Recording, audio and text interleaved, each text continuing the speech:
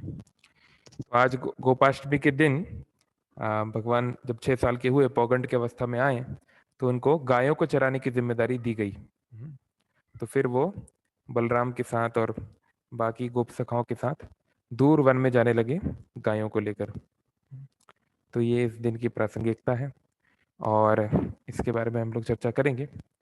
तो पहले ये समझते हैं कि इस बात के ऊपर इतना बल क्यों दिया जा रहा है कि गायों को चराने ले गया, इसमें क्या खास बात है। तो इसको थोड़ा सा हम देखते हैं एक सेकंड। ये श्रीमद् भागवतम के 10वें स्कंद से श्लोक है। शुकदेव गोस्वामी बोल रहे हैं वही बात जो हम लोग चर्चा कर रहे थे। ततस्ता पोगंड वय श्रीतयो व्रजे बभू बतुस्तौ पशुपाल समत्तौ गाश्चरायन्तो सखिभिः समं पादेर वृंदावनम पुण्यम आतीव चक्रतो। तो पौगंड या पौगंड की उम्र पे आने पे 6 से 10 साल तक की जो उम्र है, जो बाल अवस्था है वो 5 वर्ष तक की आयु को बाल अवस्था बोलते हैं। तो पौगंड की जो आयु है 6 से 10 और 10 के आगे किशोर अवस्था, तो 10 से 15 तक और फिर यौवन। तो जब भगवान राम, राम का अर्थ है यहाँ पे बलराम, जहाँ भी वृंदावन में या ब्रज लीला में राम का नाम आता है यानी बलराम की बात हो रही है। तो जब भगवान राम यानी कि भगवान बलराम और भगवान कृष्ण पौगंड की उम्र में आए 6 से 10 वर्ष के बीच वृंदावन में रहते हुए, तो गोप गोप जो गोप लोग थे, जो गोपों में मुख्य लोग थे, उन्होंने उन्हें गाय चराने का कार्य दिया। और इस प्रकार से अपने दोस्तों के संग ये दोनों बालक यानी कि कृष्ण और बलराम वृंदावन की भूमि पर, वृंदावन की भूमि को उन्होंने पुण्यशाली बना दिया, क्योंकि उनके चरण कमलों के निशान इस भूमि के ऊपर पड़े। ये शुकदेव गोस्वामी बता रहे हैं कि कृष्ण और बलराम के चलने का महत्व क्या है। हाँ, ये बहुत महत्वपूर्ण बात है। तो गायों का क्या महत्व है, खासकर भगवान की लीला में या हमारे जीवन में। तो हम लोग जो भगवान कृष्ण की भक्ति करना चाह रहे हैं, हम लोग जाना चाहते हैं वृंदावन। वृंदावन का नाम होता है गोलोक वृंदावन, यानी आध्यात्मिक जगत जहाँ पे श्री कृष्ण रहते हैं, जहाँ उनका निवास है, उस जगह का नाम ही है गोलोक, गायों का लोक, गायों का स्थान। भगवान का जहाँ जन्म हुआ, ये जन्म के बाद जहाँ वो गए, गोकुल, गोकुल मतलब जहाँ गायों का कुल, गायों का परिवार रहता है, उसको गोकुल बोलते हैं। यानी और भगवान का नाम ही है गोपाल, गाय को पालने वाला, गोविंद, गाय को आनंद देने वाला। यानी कि जैसे अंग्रेजी में कहावत है, खासकर वेस्टर्न अमेरिका में, you love me, you love my dog. अगर तुम मुझसे प्रेम करते हो तो तुम्हें मेरे कुत्ते से भी प्रेम करना पड़ेगा। क्योंकि वेस्टर्न वर्ल्ड में या एक जमाने में सभी के पास अपना अपना खुद का एक डॉग होता है, और अगर आप किसी से प्रेम करना चाहते हैं तो उनके कुत्ते को खुश रखना पड़ेगा। तो भगवान तो कुत्ता नहीं पालते हैं, भगवान गाय पालते हैं, या गाय को अपना परिवार का अंग मानते हैं। तो अगर हमें भगवान से प्रेम करना है तो भगवान की गायों से भी प्रेम करना ही होगा। ये बिल्कुल अनिवार्य है, तभी भगवान जो है प्रसन्न हो पाएंगे। तो ये गायों का महत्व, भारत जैसे भगवान का प्रणाम मंत्र आता है, नमो ब्रह्मण देवाय गो ब्राह्मण हिताय च जगत हिताय कृष्णाय गोविंदाय नमो नमः। जब हम भगवान को भोग ऑफर करते हैं, भोग लगाते हैं, तो ये मंत्र गाया जाता है, ब्राह्मणों के द्वारा भी गाया जाता है। नमो ब्रह्मण देवाय, भगवान जो है ब्राह्मणों के प्रिय हैं। ब्राह्मण मतलब ब्राह्मण किसको बोलते हैं, ब्रह्म जानाति इति ब्राह्मण, जो ब्रह्म यानी परम सत्य को जानते हैं और उसके अनुसार आचरण करते हैं, उनको ब्राह्मण कहते हैं। किसी तथाकथित परिवार में जन्म लेना ही ब्राह्मण नहीं, बल्कि उस जैसा व्यवहार होना चाहिए। चातुर्वर्ण्यम माया सृष्टा गुणा कर्म विभाषा। गीता में भगवान बोल रहे हैं कि जो चारों वर्ण हैं, ब्राह्मण क्षत्रिय वैश्य शूद्र, इसको मैंने सृष्टा किया है, मैंने बनाया है, परंतु किस आधार पे, गुण कर्म विभागशा। इनका विभाग जो है वो गुण और कर्म के आधार पे है, क्वालिटी और वर्ग के आधार पे है, जन्म के आधार पे नहीं, एनीवेज, तो भगवान नमो ब्राह्मण देवाय गो ब्राह्मण हिताय च, भगवान ब्राह्मणों की या जो लोग भगवत भक्ति परायण हैं उनकी रक्षा तो करते ही हैं, लेकिन गायों की भी रक्षा करते हैं, गायों में विशेष रुचि लेते हैं। कृष्णाय गोविंदाय नमो नमः। तो ये भगवान की खास अट्रैक्शन है गायों के पीछे। और गायों का नेचर जो होता है वो सतोगुणी होता है। इवन जो पशु भी होते हैं, पशु में भी अलग अलग कैटेगरी होती है। कुछ पशु जो होते हैं वो तामसिक होते हैं, जैसे कि बंदर। बंदर को तमस का प्रतिनिधि माना गया है।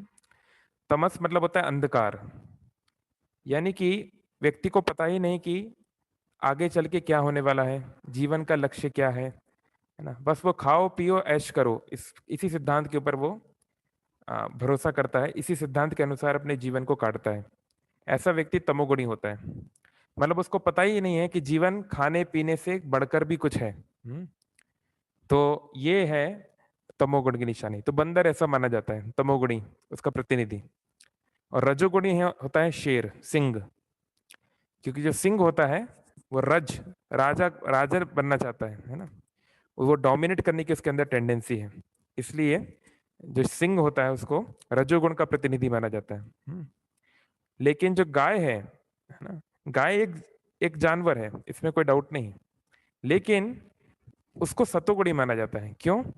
क्योंकि गाय के अंदर उस प्रकार के गुण हैं। जैसे हम लोग मनुष्य हैं, तो मनुष्य भी एक प्रकार का जानवर ही है, सोफिस्टिकेटेड एनिमल जैसा बोलते हैं साइंटिफिक लैंग्वेज में। कोई खास अंतर नहीं है, कुछ चीजों में अंतर है बस। तो हम लेकिन सभी मनुष्यों को एक ही कुछ, जैसे हम बोलते हैं माता पिता, गुरु, इनको भगवान के समान माना जाता है ना। इनको अ, भगवान के प्रतिनिधि के रूप में देखा जाता है। ऐसे ही गाय सामान्य दृष्टि से लग रही है कि वो एक पशु है ना? वो उसमें और बाकी पशुओं में अंतर क्या है, लेकिन अंतर है, क्योंकि गाय माता के समान है। 7 प्रकार की जो माताएं बताई गई हैं शास्त्रों में, है ना, उसमें एक है गौ। क्योंकि जैसे बच्चा जब जन्म लेता है तो उसको दूध की आवश्यकता है, उसके बिना वो उसका नरिशमेंट नहीं हो सकता। तो वो दूध देती है माता अपने वक्षस्थल से। ऐसे ही गाय सारे संसार को दूध दे रही है, इसलिए हम सभी की वो माता है। और गाय का नेचर जो होता है वो बहुत सतोगुणी होता है। एक छोटा सा मैं आपको वीडियो दिखाऊंगा। तो इवन एक सामान्य दृष्टि से भी लोग इस बात को समझते हैं। मैं एक शेयर करता हूँ आपके साथ एक वीडियो। हाँ, तो ये एक बहुत अच्छा वीडियो है इजराइल से। तो ये कोई भक्त लोगों ने ये वीडियो नहीं बनाया है, सामान्य संसार के लोगों का वीडियो है, लेकिन इसमें एक बहुत अच्छी बात उन लोगों ने नोटिस की है। तो आप लोग देखिए।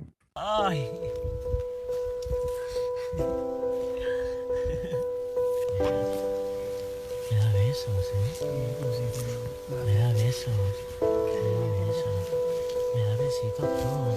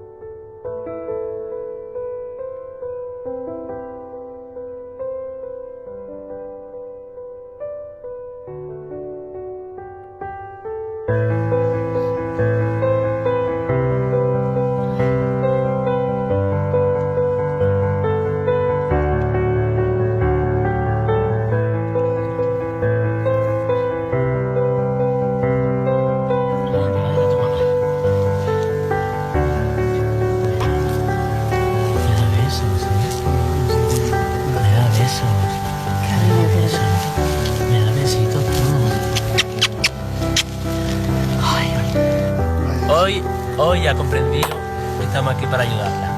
Hoy la ha comprendido. Gracias, ya está.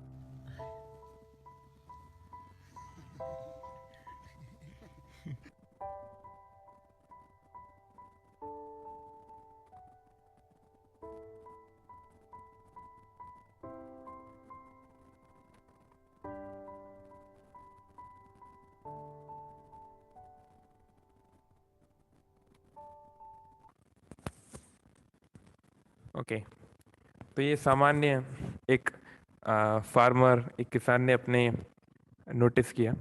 तो जो लोग गाय को पाले हैं या गायों को नज़दीक से देखे हैं, वो लोग तो उसको बहुत आसानी से ऑब्जर्व कर सकते हैं कि गाय का नेचर जो है, उसका नेचर ही है केयरिंग, गिविंग, है ना। और इसलिए संस्कृत में बालक को बोलते हैं वत्सः, या संतान को बोला जाता है वत्सः। तो वत्सा का मतलब वैसे होता है, वत्स मतलब होता है गाय का बेटा, बछड़े को बोला जाता है वत्सा। लेकिन क्योंकि गाय का अपने बच्चे के प्रति जो महान प्रेम है, उसका कोई पैरेलल नहीं होता, इसलिए उसी शब्द को यूज किया जाता है इंसान के बच्चे के लिए भी।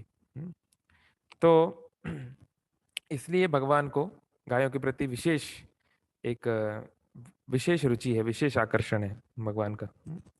तो आज के दिन भगवान को जिम्मेदारी दी गई कि वो गायों को चराएंगे, जंगल में ले जाएंगे, गायों को चराएंगे।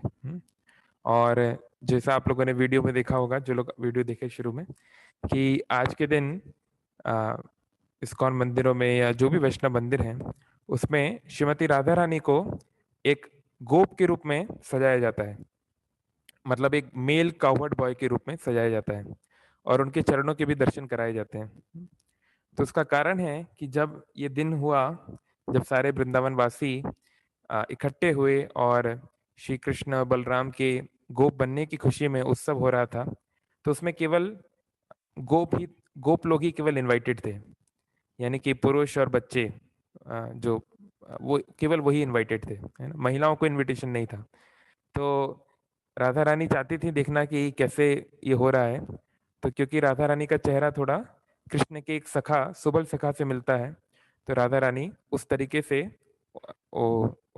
अपने आप को उन्होंने श्रृंगार किया, और सुबल सखा के वेश में वो गई थी पार्टिसिपेट करने के लिए। तो राधा रानी ने धोती पहनी थी उस दिन एक सामान्य वो गोप की तरह। तो इस कारण से राधा रानी के चरणों के भी दर्शन होते हैं। और ये गोपाष्टमी के दिन जब भगवान गए गायों को चराने के लिए, तो बहुत दूर दूर तक भगवान गए। बहुत वनों में गए, पहला दिन था। तो अलग अलग गायों को वो अलग अलग नाम से बुलाते थे, हम लोग अभी डिस्कशन करेंगे।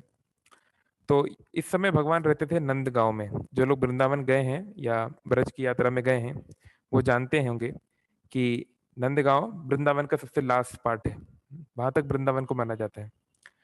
तो नंदगांव से दूर दूर अलग अलग जो 12 वन हैं ब्रज के, वहां भगवान जाते थे गायों को चराने के लिए। और जब शाम को आते थे, तो जो शाम का समय है, इसको बहुत ऑस्पिशियस, बहुत ही शुभ माना जाता है। गोधूली का जो समय है ना, इवन शास्त्रों के अनुसार भी इस समय जो भी कार्य किया जाता है, उसका बहुत महत्व माना जाता है। तो शाम के समय जब भगवान आते थे, तो सारे भगवान के सखाओं ने सोचा कि कृष्ण अभी पहली दिन आया है गायों को चरा के, हो सकता है कि बहुत थक गया होगा। तो अगर वो ज्यादा थक जाएगा, तो यशोदा माई हो सकता है कल से उसको ना आने दें। तो फिर हमारा आनंद तो कम हो जाएगा। तो हम चाहते हैं कि कृष्ण जब घर जाए तो थका हुआ नहीं लगना चाहिए, एकदम फ्रेश लगना चाहिए। तो सारे जो उनके सखा हैं, वो अलग अलग प्रकार के जोक्स करने लगे। कोई जो है अलग अलग प्रकार का नाटक करने लगे, जिससे कृष्ण को प्रसन्न कर पाए। और कृष्ण भी बहुत बढ़िया, बहुत सुंदर तरीके से अपना जो है बांसुरी को बजा रहे थे। हाँ, तो ये नंदगांव के पास में वो लोग पहुंचते हैं इस स्थान पे, है ना। तो ये जैसे आप देख पा रहे हैं गोपाष्टमी में, ये राधा रानी का पिक्चर है, राधा रानी का फोटो लिया गया है डीटी का, उनके विग्रह का। तो राधा रानी देखिए, एक गोप की तरह उनको पगड़ी लगाई गई है ना, उनके चरणों का दर्शन है, आप लोग देख सकते हैं गूगल पे भी आराम से। तो वो लोग एक स्थान पे आते हैं नंदगांव से थोड़ा पास में, थोड़ा दूर है, कुछ किलोमीटर का अंतर है। वहां एक कदम के पेड़ पे वो लोग पहुंचते हैं। आज इस स्थान को बोला जाता है टेर कदम। और इस स्थान का बहुत ज्यादा महत्व है पूरे ब्रज लीला में। तो जो लोग कदम का फूल देखे हैं, जो लोग जानते होंगे कि कदम का जो फ्लावर होता है, वैसे कदम मतलब होता है ग्रुप ऑफ फ्लावर्स, यानी बहुत सारे फूल एक साथ इकट्ठे होते हैं। तो ये पीले रंग का होता है। तो कृष्ण जब भी कदम को देखते हैं, तो क्योंकि राधा रानी का जो रंग है तप्त कांचन गौरांगी, तप्त मतलब जला हुआ, कंचन, कंचन मतलब सोना, यानी कि मोल्टन गोल्ड। सोना, सोने का ऐसा रंग, जब सोने को हम गर्म करते हैं, जलाते हैं, तो जो सोने की जो आभा होती है, उसका जो रंग होता है ना, वो सुनहरा रंग, वैसा श्रीमती राधा रानी का कलर है, मतलब येलोइश जैसा। इसलिए बोलते तप्त कांचन गौरांगी, है ना, गौर अंग की, गौर उनका उनका जो अंग है वो गौर, उसका उसकी आभा, उसका रंग गौर है, गोरा है, येलोइश है। तो ये कदम का फूल देख के, ये कदम का पेड़ देख के कृष्ण को राधा रानी का स्मरण होता है। ऐसे ही वृंदावन में या ब्रज में एक और बहुत महत्वपूर्ण प्रकार का वृक्ष है, वो है तमाल वृक्ष। ये तमाल का वृक्ष होता है, ये एकदम काला होता है, एकदम ब्लैक। जैसे आप लोग जब जाएंगे कृष्ण हमारे इस्कॉन वृंदावन में जाएंगे, वहां पे कृष्ण बलराम मंदिर के कोर्टयार्ड में ही एक कदम का पेड़ है, तमाल का पेड़ है। बहुत पुराना तमाल का पेड़ है। तो वो तमाल का पेड़ जो कि काले रंग का है, उसको देख के श्रीमती राधा रानी को श्री कृष्ण श्याम सुंदर का स्मरण होता है। इसलिए ये कदम का पेड़ और तमल पेड़ जो है, ये सब भक्तों को बहुत प्रिय है, और इनको सामान्य तौर पे कभी भी काटा नहीं जाता, इनको कहीं हटाया नहीं जाता वृंदावन में। तो ये जो कदम का पेड़ है, इसकी खासियत है, इसको बोलते हैं टेर कदम। तो ब्रज भाषा में टेर मतलब होता है, ब्रज भाषा में टेर मतलब होता है बुलाना। जब बोलते हैं टेरना, टेरना मतलब किसी को बुलाना। कई और हिंदी की भाषाओं में भी जो ग्रामीण भाषाएं हैं, है ना, वहां पर भी ये बात, इस तरह का भाषा प्रयोग होती है। तो ये जो टेर कदम है, नंदगांव से कुछ दूर, ये बिल्कुल जंगल में है। आज भी अगर आप जाएंगे, आज तो 5,000 साल गुजर चुके हैं, उसके बावजूद आज भी टेर कदम का जो पेड़ है, या ये जो वृक्ष है, ये जो स्थान है, ये, इसके आसपास कोई गांव नहीं है, दूर दूर तक कुछ नहीं है, केवल खेत हैं, और बिल्कुल खाली खलियान है ना।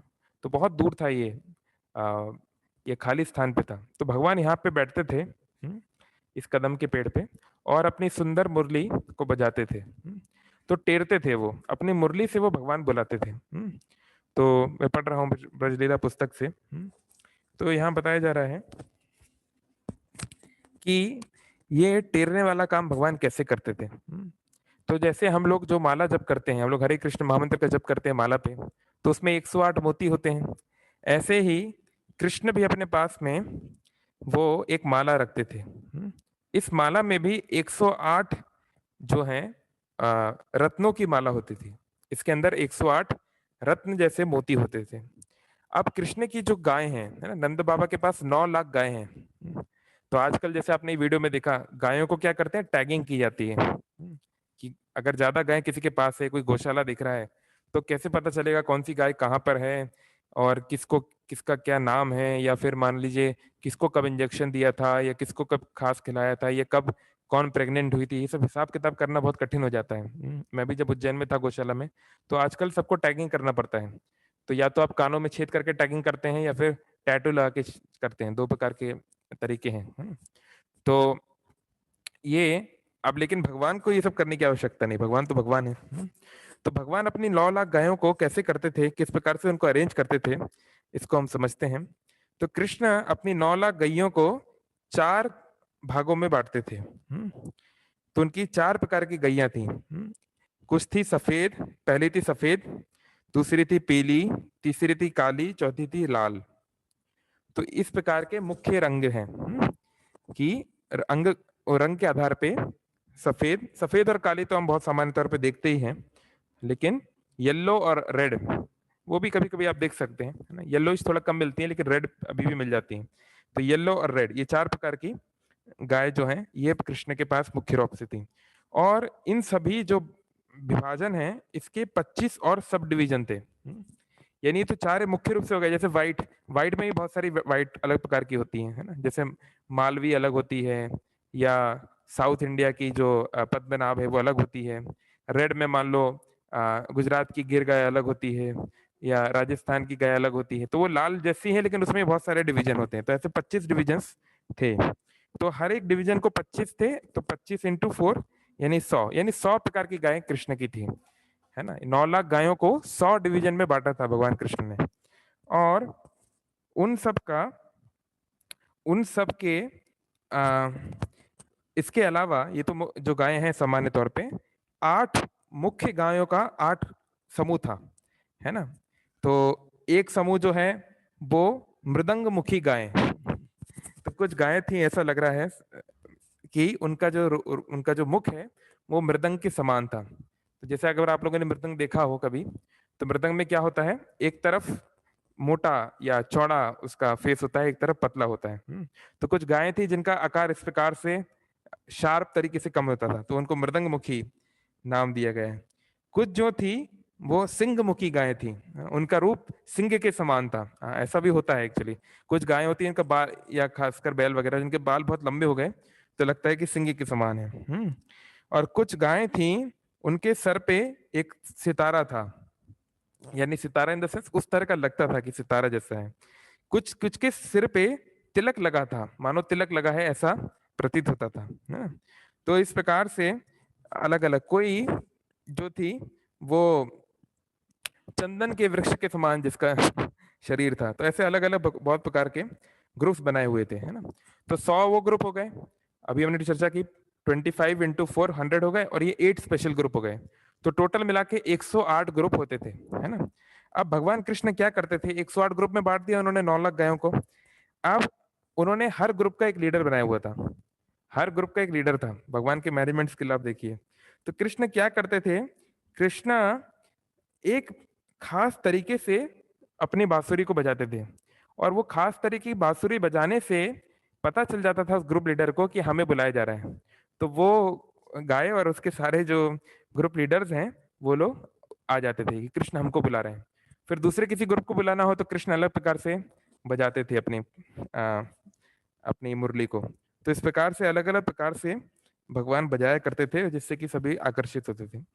फिर भगवान उनको सभी को, अब ऐसा नहीं कि चलो लीडर, जैसे कई बार होता है कि चलो लीडर को बहुत वाहवाही मिलती है लेकिन बाकी लोग की कोई पूछताछ नहीं होती, लेकिन ऐसा कृष्ण ऐसा नहीं करते थे।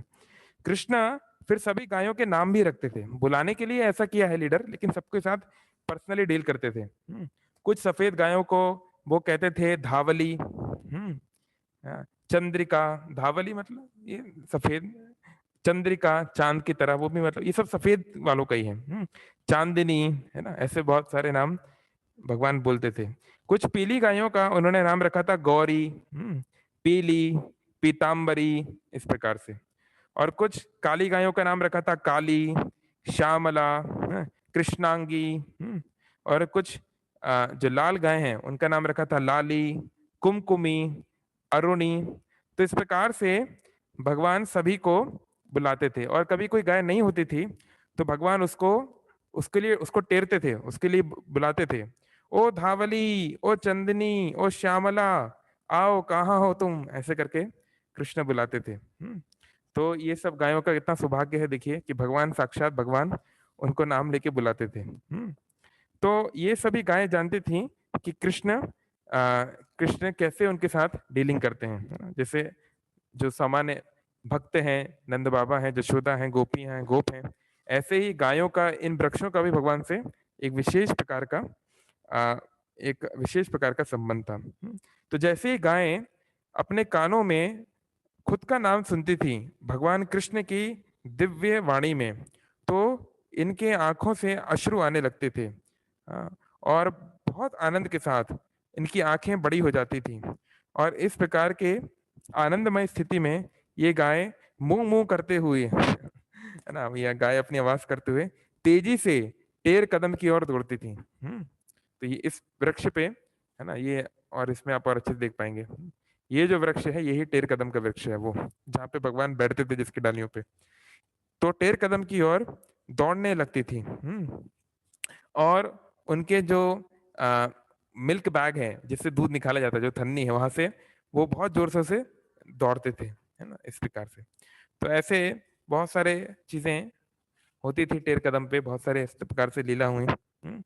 और भगवान जब जब ये देख रहे थे तो इस प्रकार से गायों को लेके जा रहे थे, तो यशोदा महारानी ने सोचा कि कृष्णा, अभी तक तो देखो तुम आसपास रहते थे, है ना, आसपास के इलाके में तुम बछड़ों को चढ़ाते थे, अभी तुम्हें बहुत दूर जाना पड़ेगा, वन में जाना पड़ेगा। तो वन के रास्ता बहुत पत्थरीला होता है, वहां पे बहुत सारे कांटे होते हैं, तो तुम्हें बहुत कष्ट होगा। तो ऐसा करो कि मैं तुम्हें तुम्हें तुम्हारे और बलराम के लिए अच्छे स्वर्ण जड़ित, जिसमें स्वर्ण लगा हो, ऐसा जूती दूंगी। तो ये जूती तुम पहनो, और साथ में तुम दोनों भाई छाता भी लो। तो ये छाता और जूता लेके तुम लोग को जाना चाहिए। तो कृष्ण ने बोला, मैया ठीक है मैं ले लूंगा, लेकिन अगर जूती पहनानी है तो मेरी सारी गायों को भी पहनाना होगा, केवल मेरे को पहनाने से नहीं होगा। तो यशोदा महारानी बोली, पर तुम्हारे पास तो लाखों लाखों गाय हैं। तो बोले, नहीं, अगर अगर आप सबको जूती नहीं पहनाएंगी तो मैं भी जूता नहीं पहनूंगा। तो यशोदा महारानी ने बोला, देखो मेरे पास इतने सारे जूते नहीं हैं तो अगर तुम्हें जूता पहनना है तो पहनो, नहीं तो नंगे पाँव जाओ। तो कृष्ण ने ये निर्धारित किया कि वो नंगे पाँव जाएंगे। और जब गायों ने ये बात को सुना कि कृष्ण जो है हमारे लिए नंगे पाँव जाना चाहते हैं, तो उन्होंने डिसाइड किया कि हम हमारे कन्हैया के पैरों को किसी भी प्रकार का तकलीफ नहीं होने देंगे। तो गायों ने, जैसे आप नंदगांव जाएंगे अभी भी, तो जो गौशाला है वो पर्वत से, नंद पर्वत से बहुत दूर है, एक दूसरा गांव है अब तो वहां पे स्थित थे। तो गायों ने ये डिसाइड किया कि हम वो जो पूरा रास्ता है नंद पर्वत से नीचे, उसको पूरा हम अपने खुर से, जो गाय का जो खुर होता है, जो पैर के नीचे का जो हिस्सा है बहुत मजबूत होता है, तो हम अपने खुर से जो भी भूमि है उसमें मान लो कोई कंकड़ पत्थर है, कुछ भी है, उसको हम लोग तोड़ तोड़ के एकदम मुलायम बना देंगे। तो एकदम उसको मुलायम बना देंगे। तो आज भी आप जाते हैं, ब्रज की जो मिट्टी है, ब्रज की जो रेती है, एकदम मुलायम है। या खासकर जो तथाकथित डेवलपमेंट होने के पहले तो बहुत आसानी से मिलता था। अभी भी आप देखेंगे गोवर्धन के आसपास या रमन रेती में बहुत जगहों पे कुछ ऐसी प्रकार की रेती है कि वो आपको संसार में कहीं नहीं मिल सकती। हमारे इस्कॉन मंदिर के पीछे गौशाला में जो रमन रेती में जो रेती है, सफेद कलर की रेती, ऐसी रेती मैंने कभी नहीं देखी किसी भी जगह पे आज तक। तो ये ऐसे गाय लोग पूरे ब्रज में, और जहां जहां भगवान जाते थे तो अपने खर से उसको मिट्टी को मुलायम बनाते थे ताकि भगवान उस पे जा सके। तो ये वृंदावन की भूमि की खासियत है कि जो भगवान वैकुंठ में या अयोध्या में तो तब भी ठीक है, लेकिन वैकुंठ में हमेशा जो है सबसे उच्च स्तर के स्वर्ण जड़ित अलग अलग रत्न आभूषणों से जड़ित जो जूतियां पहनते थे, जूता पहनते थे। लेकिन वृंदावन में भगवान ने कभी जूता नहीं पहना, कभी भी भगवान ने जूता नहीं पहना वृंदावन में, ब्रज में। जब मथुरा गए तब जूता पहनना शुरू किया। तो ये वृंदावन की भूमि की खासियत है कि यहाँ पे साक्षात वैकुंठ ईश्वर भगवान श्री कृष्ण जो है वो नंगे पैर चलते थे। तो इसलिए वृंदावन की भूमि की इतनी महानता है, चिंतामणि धाम है, कि वो भगवान कोई ना कभी उसके ऊपर से जरूर गए होंगे। तो इसलिए इसकी इतनी ज्यादा, ब्रज की जो रज है उसकी इतनी ज्यादा महत्वता है। तो ये बताते हैं कि पांच प्रकार के व्यक्ति हैं वो वृंदावन में हमें स्थान देते हैं रहने का, है ना। यमुना, वृंदा देवी, वृंदा यानी तुलसी महारानी, गोवर्धन, ब्रज की रज, और गोपेश्वर महादेव। तो ये जो ब्रज की रज की इतनी महानता है, इसलिए भक्त लोग जब भी जाते हैं, वृंदावन जाते हैं, ब्रजवासी लोग होते हैं, तो थोड़ा थोड़ा ब्रज की जो रज है उसको साथ में रखते हैं और उसको थोड़ा थोड़ा ग्रहण करते हैं। ये उसकी खासियत है। और भगवान जिसके पीछे सारा संसार चलता है, भगवान के पीछे सारा संसार चलता है, जिसको उपनिषद बोलते हैं नित्यो नित्यानाम चेतनस चेतनानाम एको यो बहुधा विदधाति कामान, जो सबकी इच्छाएं पूरी करता है, जिसके पीछे सारा संसार चलता है। वृंदावन की खासियत ये है कि भगवान यहाँ पर स्वयं जो है, अगर सामान्य दृष्टि से देखा जाए तो पशुओं के पीछे दौड़ रहे हैं। भगवान गायों को चराते थे, यानी गायों के पीछे पीछे चलते थे। जिसके पीछे सारा संसार चलता है, आज वो खुद गायों के पीछे चल रहा है। तो ये जो गाय हैं ये बहुत कोई सामान्य गाय नहीं है, ये कोई सामान्य पशु नहीं है ना। ये सब सुरभि हैं, ये सब कल्प वृक्ष के समान है ये सारी गायें। तो और महान भक्त हैं भगवान की। तो ये स्थिति है, महानता है वृंदावन की, गोवर्धन की, ब्रजधुली की, और कृष्ण की गायों की।